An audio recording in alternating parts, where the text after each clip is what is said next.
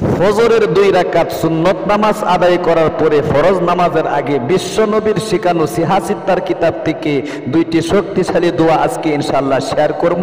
শব্দে শব্দে আরবি বাংলা লিখে স্ক্রিনের মধ্যে শিখাই দেব ইনশাআল্লাহ। বিশ্বনবী মুহাম্মদ আরবি সাল্লাল্লাহু আলাইহি ওয়াসাল্লাম এই 2টি দোয়ার উপর সারা জীবন আমল করেছিলেন। তিনি যখন বিপদের মধ্যে পড়ে যেতেন, দুঃখ কষ্ট যখন ওনার পরিবার সংসারে আসতে থাকতো, বিপদজনক কোনো জিনিস যদি ঘটে যেত, বিশ্বনবীর উপর কোনো মুসিবত যদি এসে যেত, তখন বিশ্বনবী এই দোয়াগুলো পাঠ করতেন এবং আল্লাহ তাআলার কাছে এই নিয়মে মুনাজাত করতেন। আপনিও যদি নবীজির শেখানো আমলটা মন থেকে ইয়াকিন নিয়ে বিশ্বাস নিয়ে আজকের থেকে ফজরের 2 রাকাত সুন্নত নামাজ আদায় করার পরে ফরজ নামাজের আগে করতে পারেন, ইনশাআল্লাহ আপনার পরিবার সংসার থেকে অভাব অনটন দূরীভূত হয়ে যাবে, দুঃখ কষ্ট দূরীভূত হয়ে যাবে, হতাশা দূরীভূত হয়ে যাবে। ঋণগ্রস্ততার মধ্যে যদি পড়ে থাকেন, হারে অনেক দিন ধরে ঋণে ভুগছেন, ঋণের কারণে ঘর থেকে বের হতে পারছেন না, আপনার এত পরিমাণ ঋণ হয়েছে, জমি জামা বাড়ি বিটা বিক্রি করলেও ঋণ পরিশোধ করতে পারবেন না, বিশ্বনবীর শেখানো আমলটা আজকে ইনশাআল্লাহ করুন। হাতে পায়ে ধরে অনুরোধ করে বলবো, আজকের ভিডিওটা নিজেও দেখুন, আরেকজন ভাই বোনকে একটি শেয়ারের মাধ্যমে ইনশাআল্লাহ দেখার সুযোগ করে দিন, লাইক কমেন্ট করে সাথে থাকুন। আসুন প্রিয় তিনি ভাই এবং বোন, আমি নিয়ম কারণটা পরবর্তীতে বলে দিচ্ছি, আগে দলিল সহ রেফারেন্স সহ ইনশাআল্লাহ দোয়াটা শিখিয়ে দিচ্ছি। 2টি শক্তিশালী দোয়া। সর্বপ্রথম আপনি বিশ্বনবী মুহাম্মদ আরবি সাল্লাল্লাহু আলাইহি ওয়াসাল্লামের শেখানো ছোট একটি দুরূদ শরীফ আপনি 3 বার পাঠ করে এরপরে এই শক্তিশালী 2টি দোয়া 7 বার করে পাঠ করবেন। আমি শব্দে শব্দে শিখিয়ে দিচ্ছি, আগে দুরূদ শরীফটা সহি শুদ্ধ উচ্চারণে শিখুন খুব মনোযোগ দিয়ে। এরকম ভাবে আমার সাথে সাথে স্ক্রিনের মধ্যে দেখে দেখে উচ্চারণটা ঠিক করুন। আল্লাহুম্মা সাল্লি আলা মুহাম্মাদ, বলেন আল্লাহুম্মা। দুরূদ শরীফের অনেক মর্যাদা, দুরূদ শরীফ পাঠ না করলে দোয়া কিন্তু কবুল হয় না। আল্লাহ তাআলা নিজে বিশ্বনবীর উপর দুরূদ শরীফ পাঠ করে থাকেন।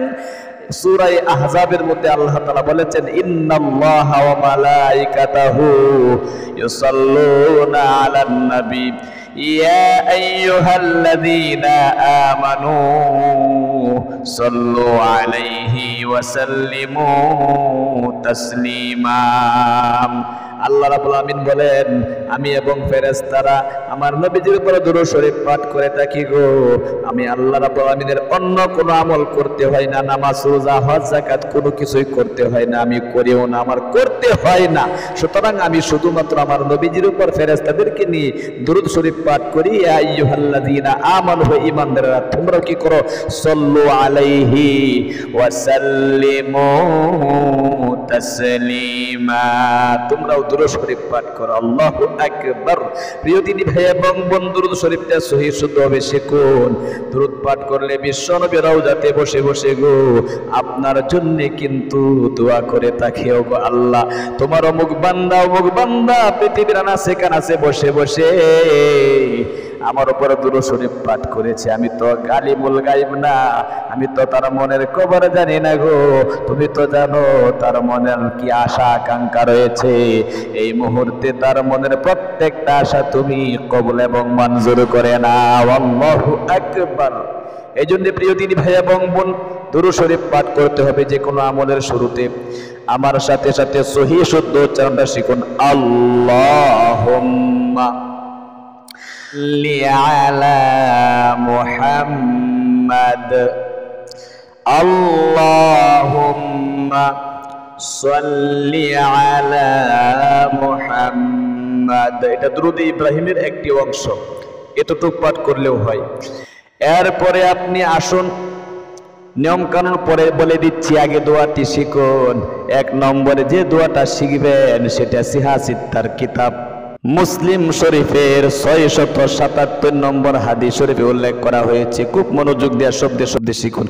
আল্লাহুম্মা হদিনি ফি মান হাদাইতা ওয়া আফিনি ফি মান আফাইতা। আবারও পাঠ করুন। আল্লাহুম্মা হদিনি ফি মান হাদাইতা وعافني فيمن عافيت আবার পাঠ করুন আল্লাহুম্মা হদিনি ফিমান হাদাইতা ওয়া আফিনি ফিমান আফাইতা। এটা 1 নম্বরে শিখলাম। 2 নম্বর যে দোয়াটা বিশ্বনবী আমল করতেন সেটা সিহাসিত্তার কিতাব মুসলিম শরীফের 763 নম্বর হাদিস শরীফে উল্লেখ করা হয়েছে। খুব মনোযোগ দিয়ে শব্দে শব্দে শিখুন। আল্লাহুম্মা জাআল ফি কলবি নূরা, বলতে হবে শব্দে শব্দে। অনেকে কিন্তু বলেন না, সহিহ শুদ্ধ উচ্চারণগুলো শিখতে হবে আপনাদেরকে। একদম মন থেকে ইয়াকিন নিয়ে আমলটা করবেন। আগে সহিহ শুদ্ধ উচ্চারণটা শিখুন। আল্লাহুম্মা জাআল ফি কলবি নূরা ওয়া ফি বাসারি নূরা ওয়া ফি বাসারি নূরা ওয়া ফি সামঈ নূরা। আবার পাঠ করছি, খুব মনোযোগ দিয়ে শব্দে শব্দে শিখুন। আল্লাহুম্মা জাআল ফি কলবি নূরা ওয়া ফি বাসারি নূরা ওয়া ফি সামঈ নূরা। এবার আসুন আমি নিয়ম কানুনটা বলে দিচ্ছি। তাড়াতাড়ি আপনি ঘুম থেকে জাগ্রত হয়ে যাবেন আজান দেওয়ার সাথে সাথে। ভালো করে সুন্নত তরিকায় ওযু করে নিবেন। ওযুটা কিভাবে করবেন? ওযু শুরুতে একবার বিসমিল্লাহ বলবেন এবং ওযু শেষে আপনি কালিমায়ে শাহাদাতটা একবার এরকম পাঠ করে দিবেন। আশহাদু আল্লা ইলাহা ইল্লাল্লাহু ওয়াহদাহু লা শারীকা লাহু ওয়া আশহাদু আন্না মুহাম্মাদান আবদুহু ওয়া রাসূলুহু। একবার কালিমায়ে শাহাদাতটা পাঠ করে আপনি ফজরের 2 রাকাত সুন্নত নামাজ অবশ্যই কিন্তু মনোযোগ দিয়া পরে তারপরে নির্দিষ্ট জায়গার মধ্যে বসে চোখ বন্ধ করে আপনার যত চাওয়া পাওয়া আছে, মনের যত আশা আকাঙ্ক্ষা আছে অন্তরে জাগাতে হবে কিসের জন্য আপনি আমলটা করছেন। এরপরে আপনি সর্বপ্রথম 3 বার সেই ছোট্ট দুরূদ শরীফটি আপনি পাঠ করে নেবেন। নবীজির শিখানো যে দুরূদটা আমি শিখায় দিয়েছি এই দুরূদটা আপনি 3 বার পাঠ করবেন। এরপরে আপনি বিশ্বনবীর যে শিখানো মুসলিম শরীফের যে দোয়াটা প্রথম শিখাইছি সেই দোয়াটি আপনি অবশ্যই কিন্তু 7 বার পাঠ করতে হবে। এরপরে দ্বিতীয় যে মুসলিম শরীফ থেকে দোয়াটি উল্লেখ করা হয়েছে আমি শিখায় দিয়েছি সেই দোয়াটি আপনাকে অবশ্যই 7 বার পাঠ করতে হবে। সর্বশেষে সংক্ষিপ্ত মোনাজাত করতে হবে। মোনাজাতের মধ্যে আপনার মনের যত চাওয়া পাওয়া আছে আপনি বলবেন, আল্লাহ অনেক অভাব অনটনে আছি, দুঃখ কষ্টে আছি, হতাশার মধ্যে পড়ে আছি, ঋণগ্রস্ততার মধ্যে পড়ে আছি, টেনশনের মধ্যে পড়ে আছি, হয়রানি টেনশন সারা জীবন পরিবার সংসারে লেগেই থাকে, দুঃখ কষ্ট লেগেই থাকে, পরিবার সংসারে শান্তির ব্যবস্থা হচ্ছে না, কামাই রোজগারে বরকত পাচ্ছি না, একদিক দিয়ে ইনকাম করি অন্য দিক দিয়ে টাকা পয়সা শেষ হয়ে যায়।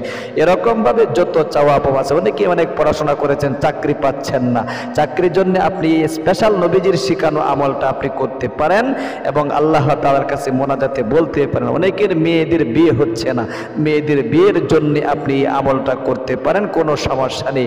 ইনশাআল্লাহ আমল কবুল এবং মঞ্জুর হবে। শুধু ইখলাস থাকলেই হয়, আমাদের খুলুসিয়াত আর একনিষ্ঠতা না থাকার কারণে আমল আমাদের কবুল এবং মঞ্জুর হচ্ছে না। এই জন্য প্রিয় দিনী ভাই এবং বোন, আমলটা নিজেও করুন, একজন ভাই বোনকে একটা লাইক কমেন্ট শেয়ারের মাধ্যমে শেখানোর সুযোগ করে দিন। আল্লাহ তাআলা আপনাদেরকে সেই তৌফিক দান করুক। আজ এই পর্যন্তই, দেখা হবে অন্য কোনো ভিডিওতে। সেই পর্যন্ত সকলে ভালো থাকুন, সুস্থ থাকুন। আসসালামু আলাইকুম ওয়া রাহমাতুল্লাহি ওয়া বারাকাতুহু।